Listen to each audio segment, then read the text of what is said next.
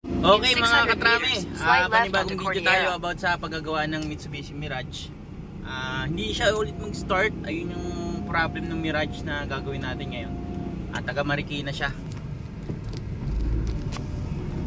Pakita ko sa inyo kung paano natin i-diagnose para malaman nyo rin, lalo na sa mga car owner ng Mirage.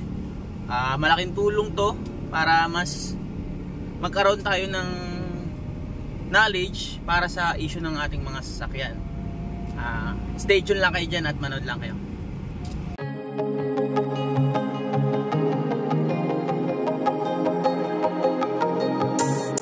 Okay mga katrami, nandito ngayon tayo sa Pampanga.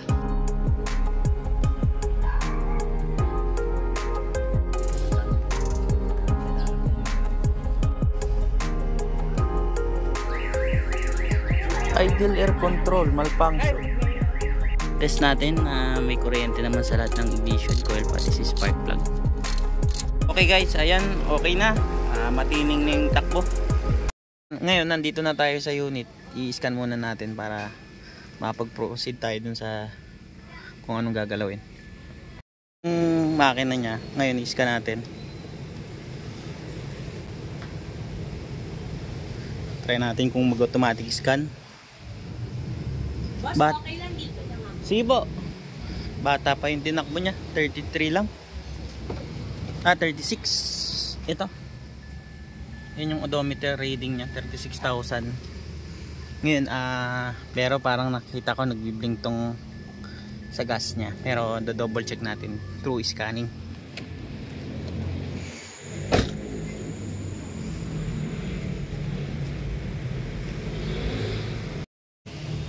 Then select natin yung model niya.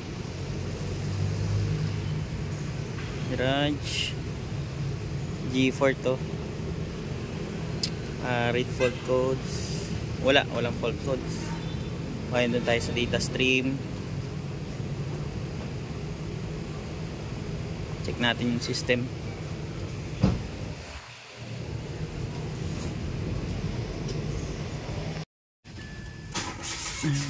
Doon lang siya.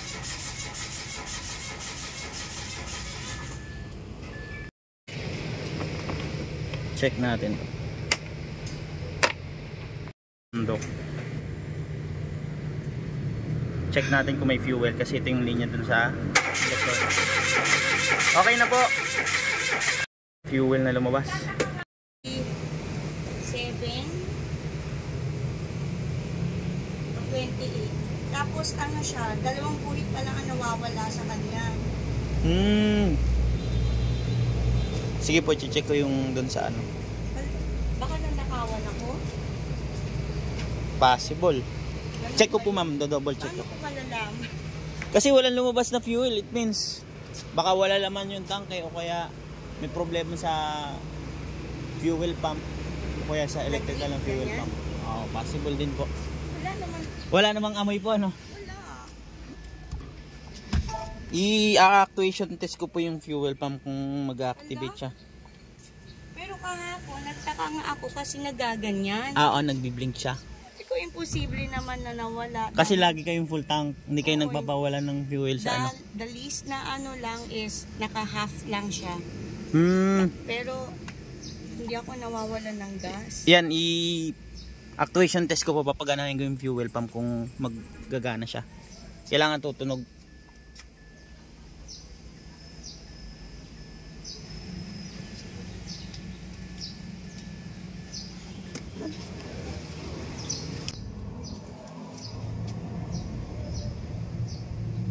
Parang hindi nagana.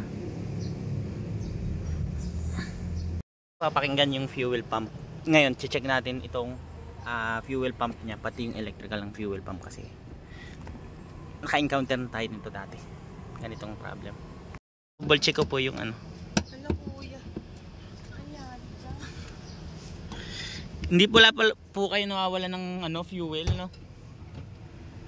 Hindi po pala kayo nawawala ng fuel. Ang tinakbo ko lang nun, airport. Ay, airport lang. Simula ng pagka full tank. Oo. Double check na. 2 beses lang ako nagpuntang airport eh.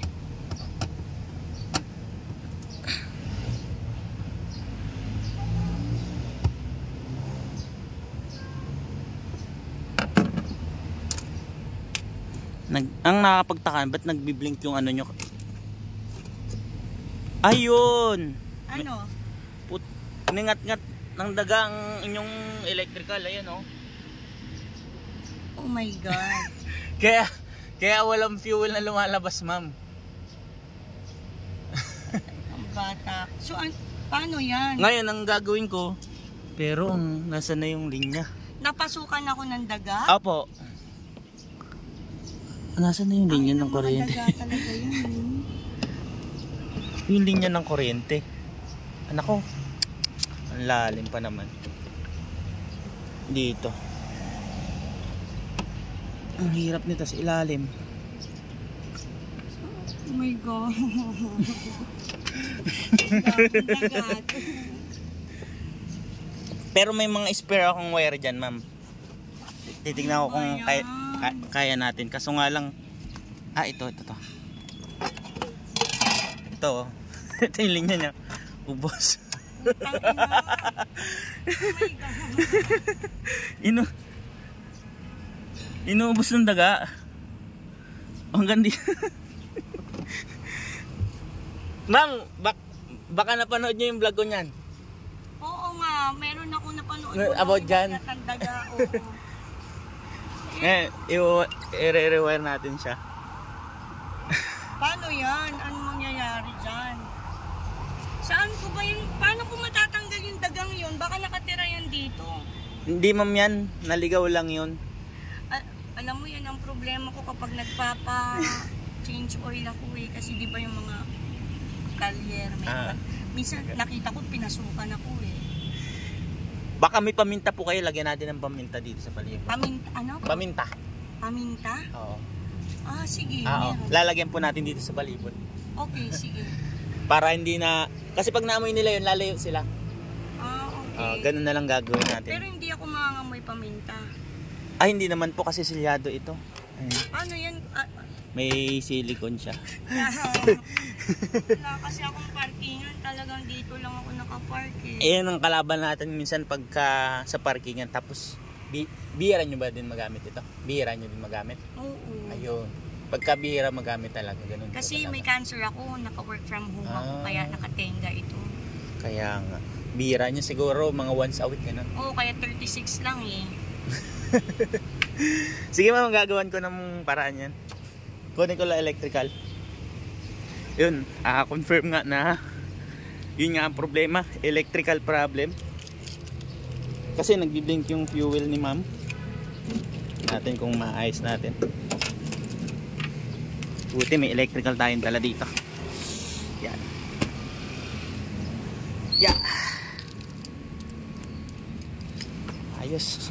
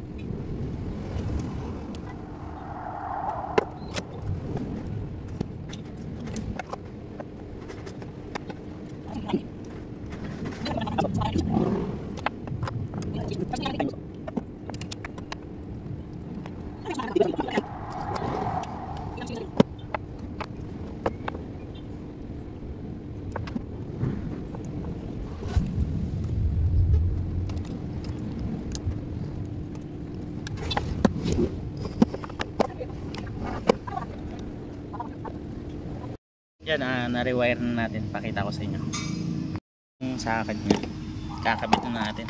Okay na yung electrical. Ngayon tatry na natin, pa-startin kung mag-work na siya.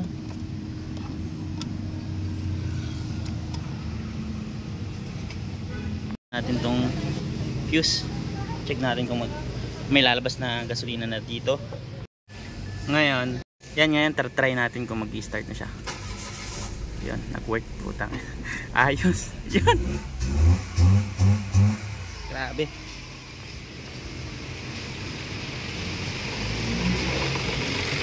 Okay na, kakabit natin tong mga filter.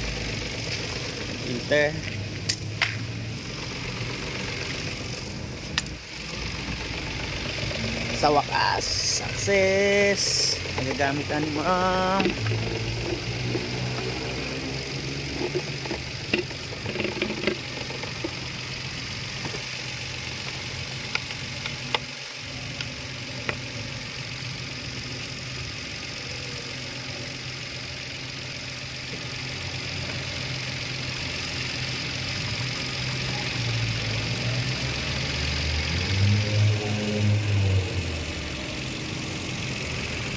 Higpit naman natin. Higpit. Yung mga ginawa natin dito, nagpalit tayo ng fuse kasi nagkaroon ng short circuit dun sa wire. Kasi pagkakangat-ngat din. Nag-rewire tayo dun sa fuel pump. So far, 15 minutes siyang maandar. Okay naman. Yung kahit mag-isa lang tayo ngayon. Yung yung mga gamit natin, sasakyan.